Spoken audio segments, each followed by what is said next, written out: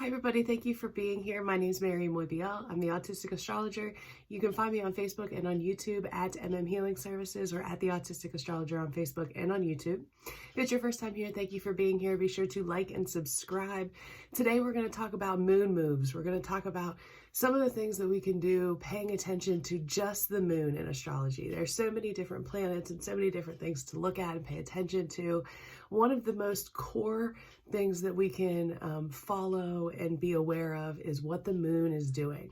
The moon moves the fastest of the zodiac, so it's about a 29-day cycle, and it moves all through the 12 signs of the zodiac in those 29 days. So when we talk about the moon, we're talking about a planet. In astrology, it's referred to as a planet, and it reflects the light of the sun. So our sun is our vitality, it's our energy, it's our ego. So the moon is our internal feelings and how we react to the sun and how we allow the sun to illuminate and light up our emotions and our internal things in life. And so when we follow the moon around the zodiac, we start to learn more and more about ourselves internally, our emotions and how they work and how they react. And so one of the first things in learning astrology is figuring out what your moon sign is.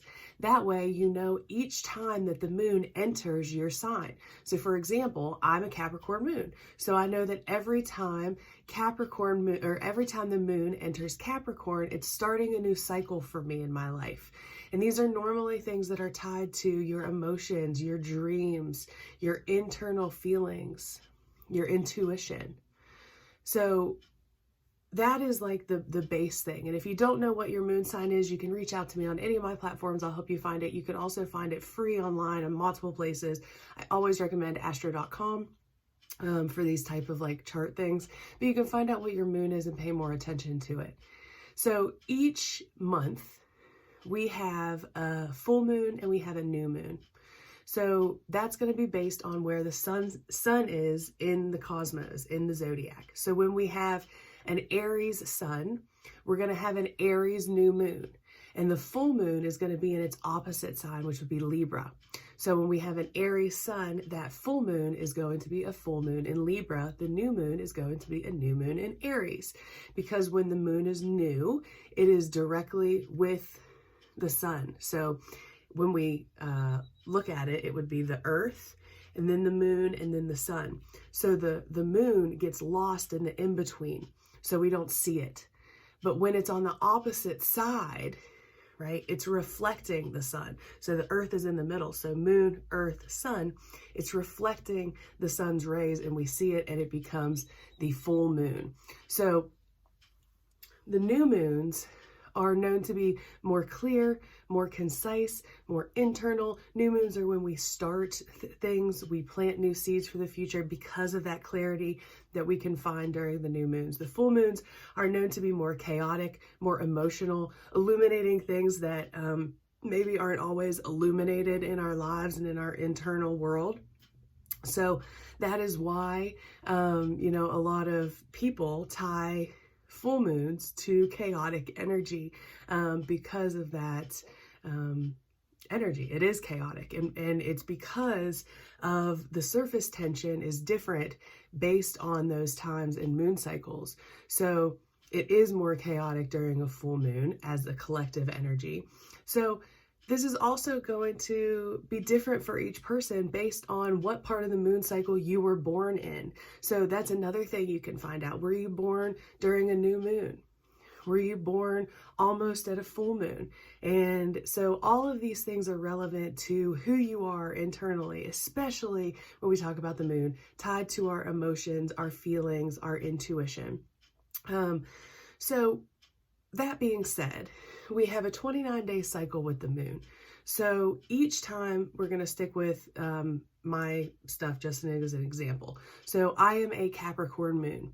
So every month, the moon is going to move through Capricorn. And when it does, it's going to highlight my emotions and my things for the next 30 days, for the next 29 days, for that next cycle.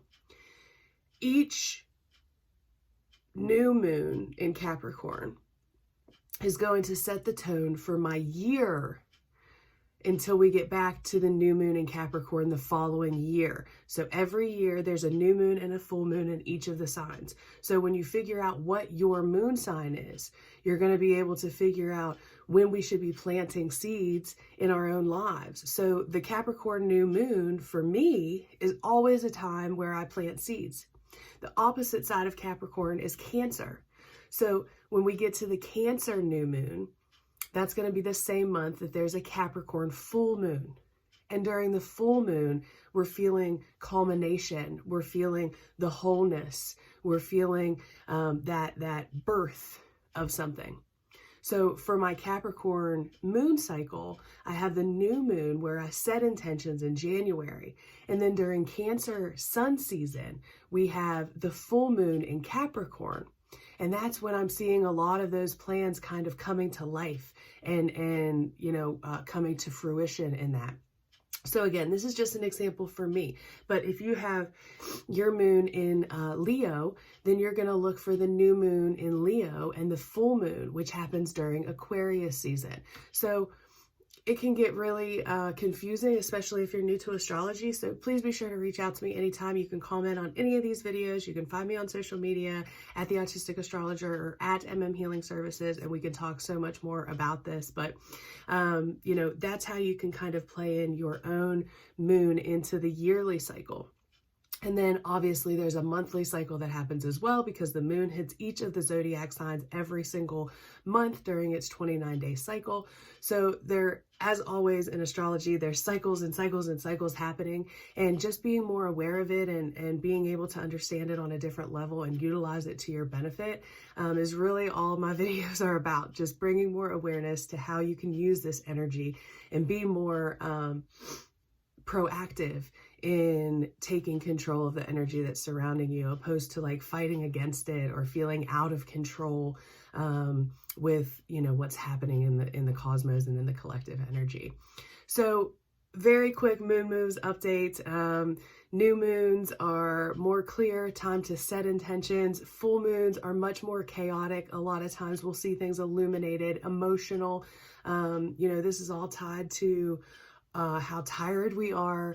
Our dreams are tied to the moon. So much packed into the moon. So if you don't know where to start with astrology, the moon would be a great place. It gives you something to track every single day. It moves very quickly through the zodiac. You start to learn the signs better and understand yourself better just by following the moon. So that's the moon moves update for now. I hope it's helped you in some way. Please be sure to reach out to me. I'd love to connect with you, and we'll talk so soon.